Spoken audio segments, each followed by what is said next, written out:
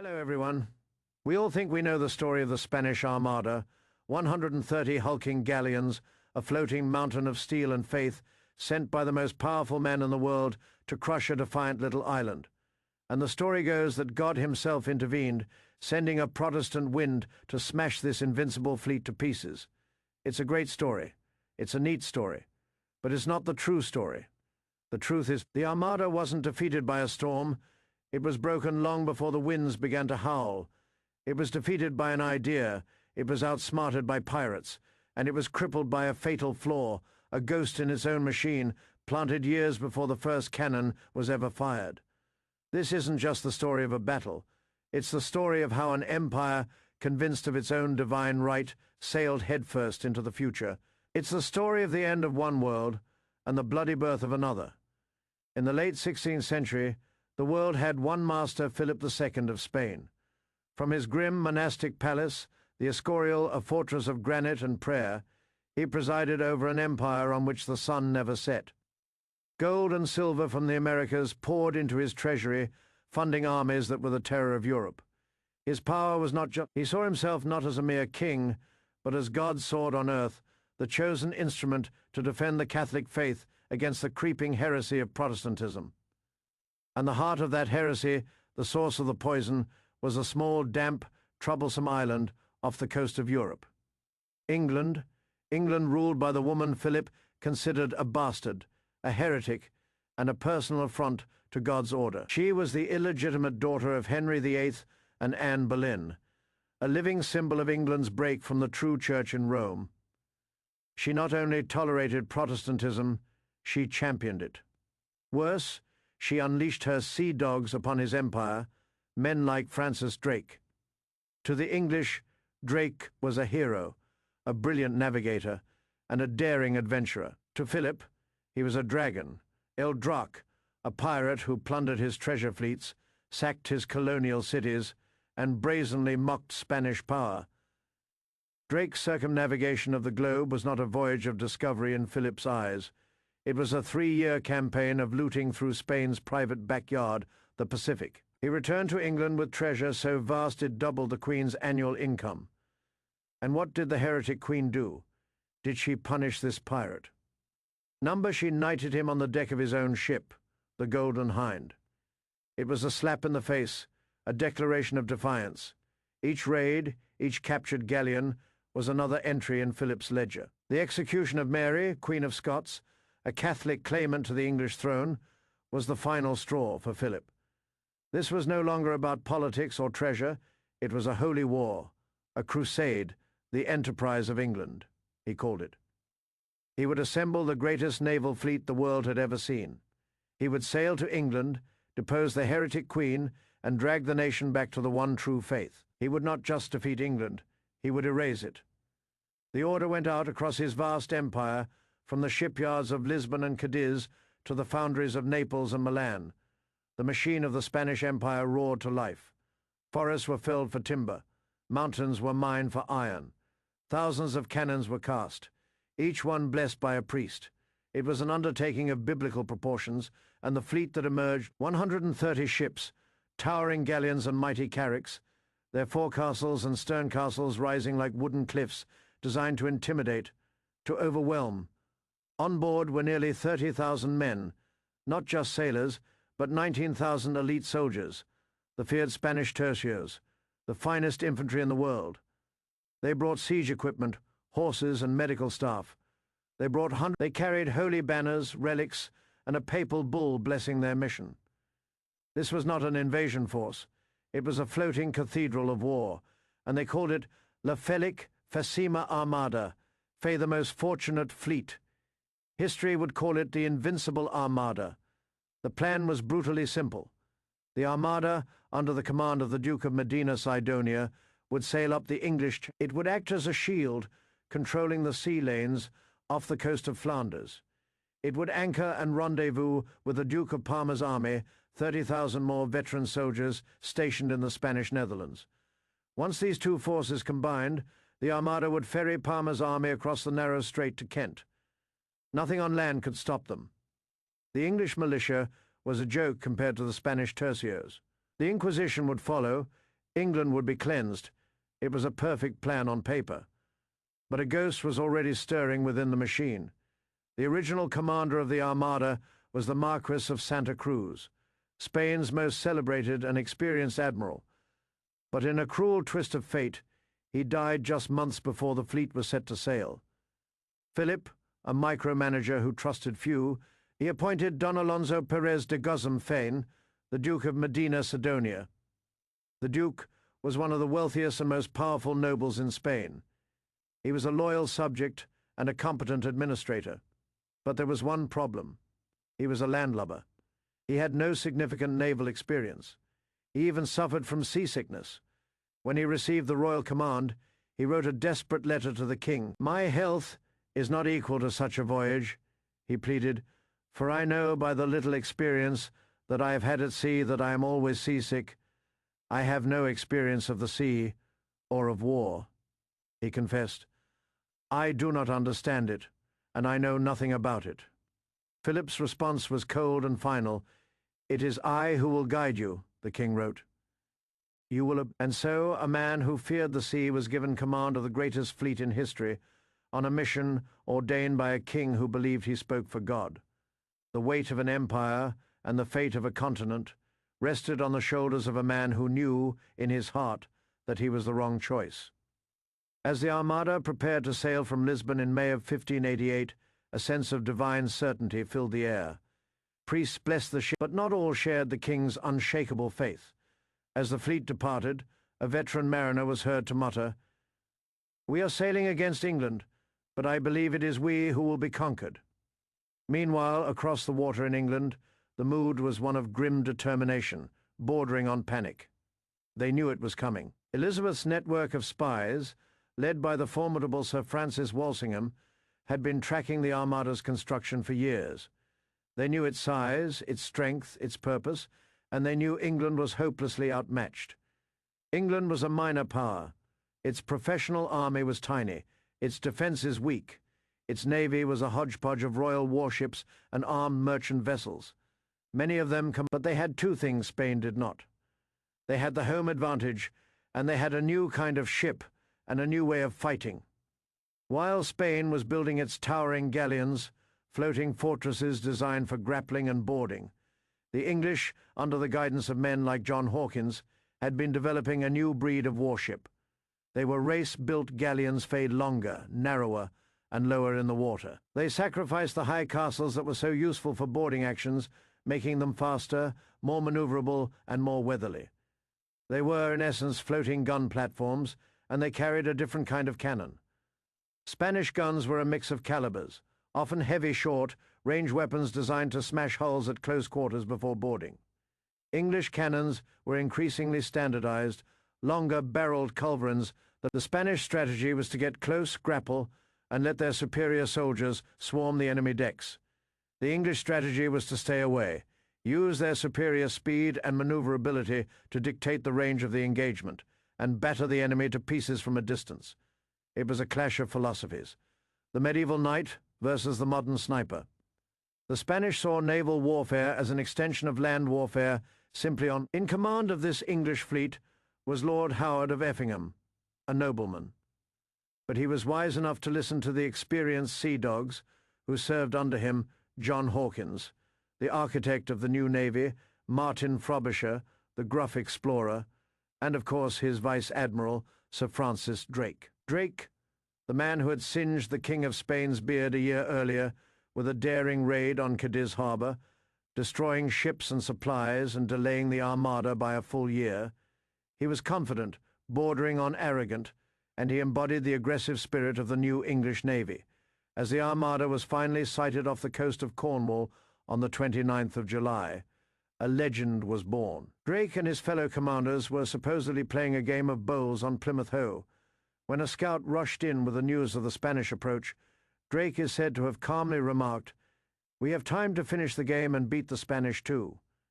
It's likely apocryphal, but it captures the cool-headed, almost insolent confidence that so infuriated the Spanish. The game was on, the fate of England hung in the balance. He marshalled his fleet into a formidable defensive formation. A vast, tightly packed crescent, horns pointing towards the enemy, with the powerful fighting galleons on the flanks and the weaker transport and supply ships protected in the center. It was a floating fortress, nearly impregnable. As the English fleet sailed out of Plymouth, they were stunned by the sight. The Armada stretched. It seemed less like a fleet and more like a moving city. Their first instinct was to attack. But how the English ships, as nimble as they were, couldn't break the Spanish formation.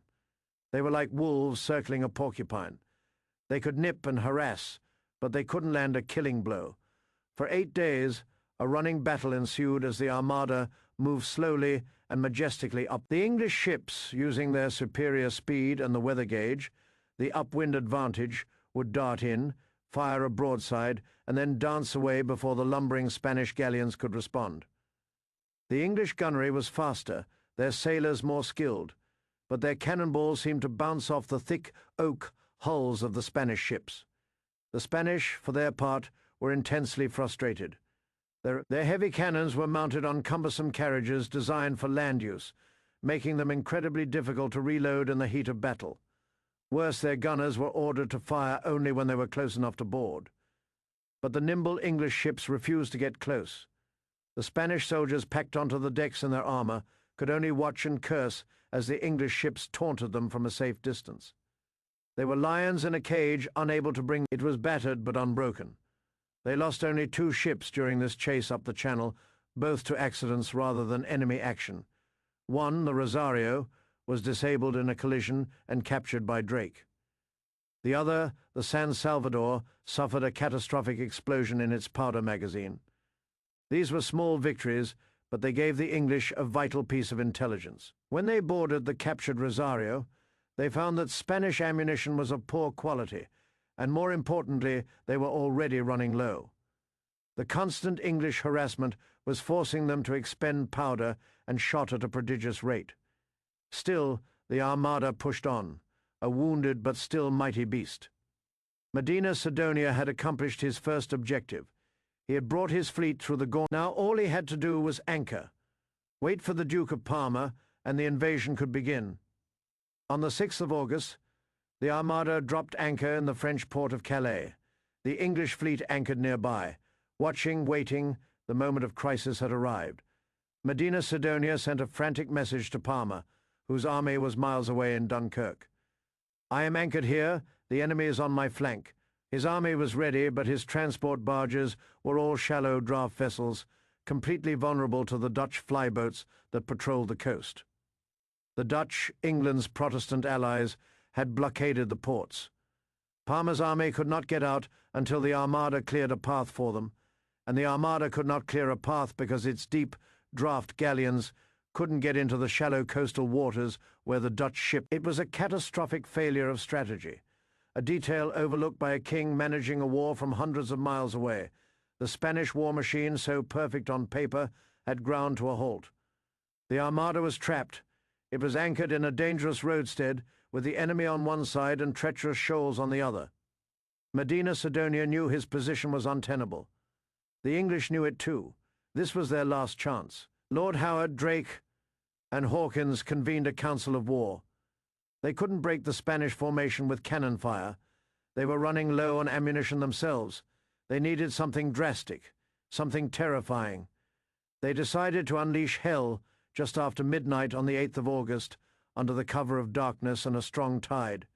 The English sent in the hellburners. 8 of their own ships, packed with anything that would burn fay pitch, brimstone, gunpowder, tar fay, were set alight and sent drifting towards the anchored Spanish fleet.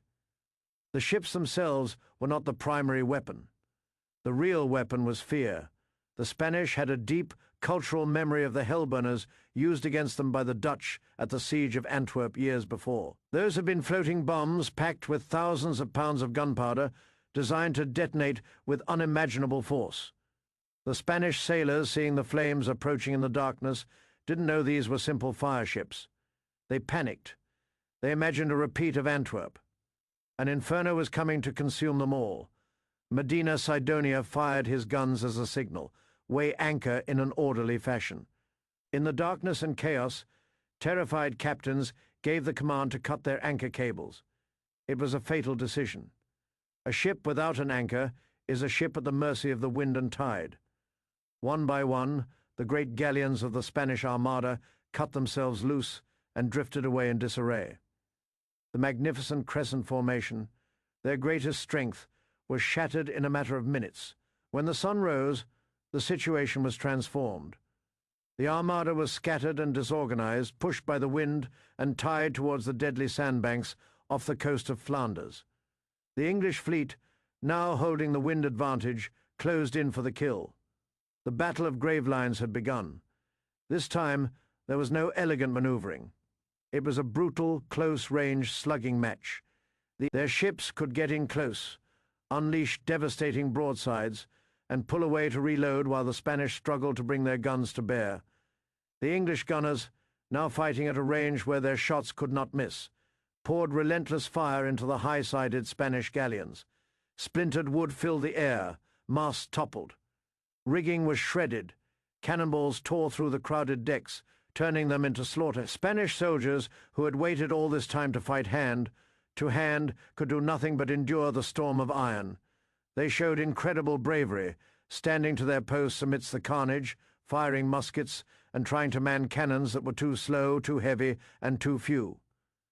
One Spanish galleon, the San Lorenzo, was battered into a wreck, its decks running with blood. The San Mateo and the San Felipe, two of the finest ships in the fleet, tried to come to its aid and were themselves surrounded and pounded into submission, eventually drifting away to be wrecked on the coast. Medina Sidonia, his own flagship, the San Martin, in the thick of the fight, was a changed man.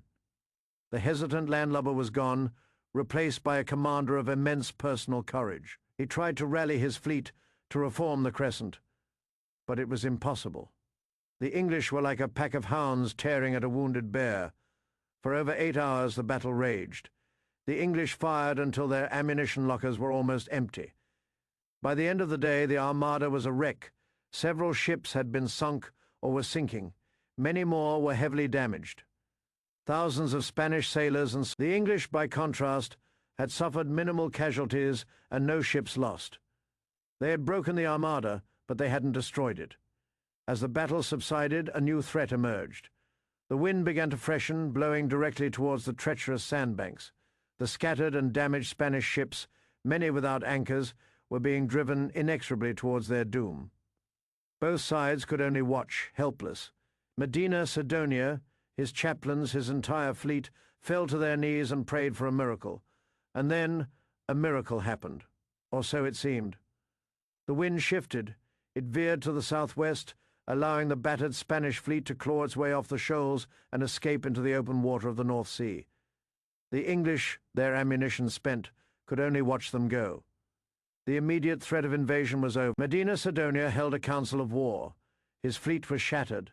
Their ammunition was gone. Their food and water were running low. The men were exhausted and demoralized. The winds were against them, making a return journey through the English Channel impossible. There was only one option left: a long, desperate voyage home, north around Scotland and then south around the storm. Lash coast of Ireland. It was a death sentence. They were not built for the savage gales of the North Atlantic. Many were barely seaworthy after the battle.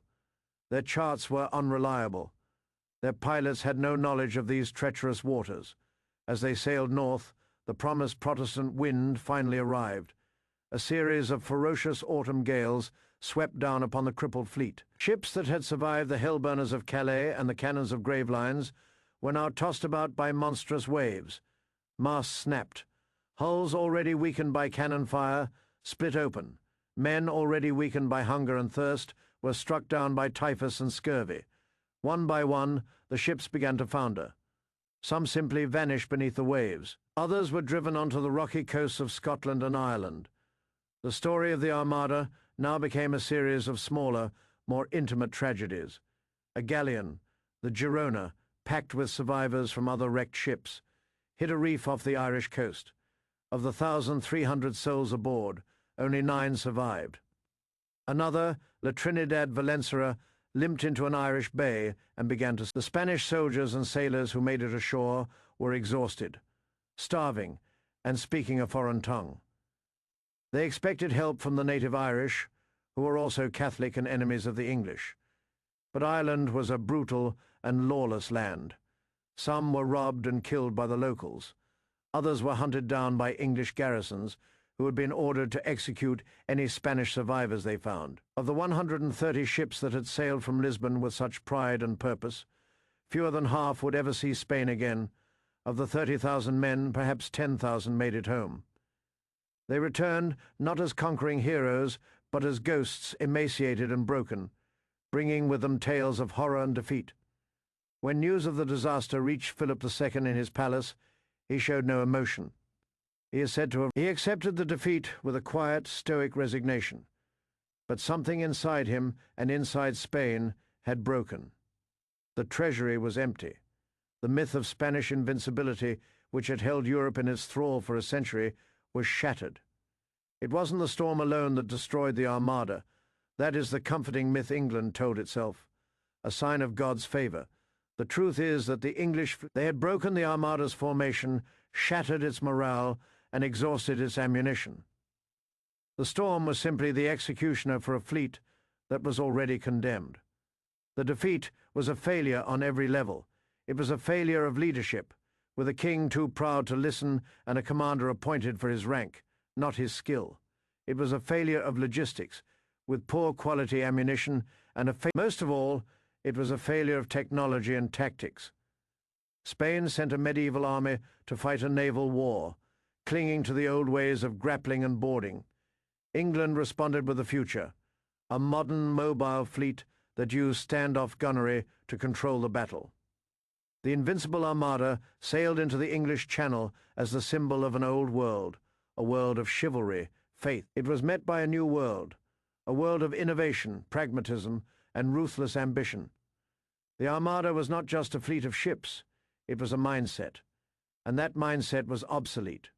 The war between England and Spain would drag on for another 16 years, draining the resources of both nations. Spain would remain a major power for decades to come, but the peak had passed. The trajectory was now the defeat of the Armada was the beginning of the end of Spanish dominance and the beginning of the rise of England as a great naval power. The path to the British Empire started in the bloody waters off Gravelines. It was a turning point in history, a moment when the tide of power shifted from the Mediterranean to the Atlantic, from the old Catholic empires to the new Protestant nations of the North. The story of the Armada, it's a timeless cautionary tale about the dangers of hubris, of believing your own propaganda, of confusing faith with certainty. It reminds us that the most powerful empires can be brought down not by a single catastrophic blow, but by a failure to adapt, a refusal to see that the world has changed. The ghost in the Armada's machine wasn't a curse or a premonition. It was the future, and it was coming for them all. This single battle was a complex storm of factors, a turning point that echoes through our world even today. If you found this journey into the past compelling, please subscribe to our channel, give this video a like, and support us. Your support allows us to bring more of these incredible stories to light. Thank you for watching, and see you next time.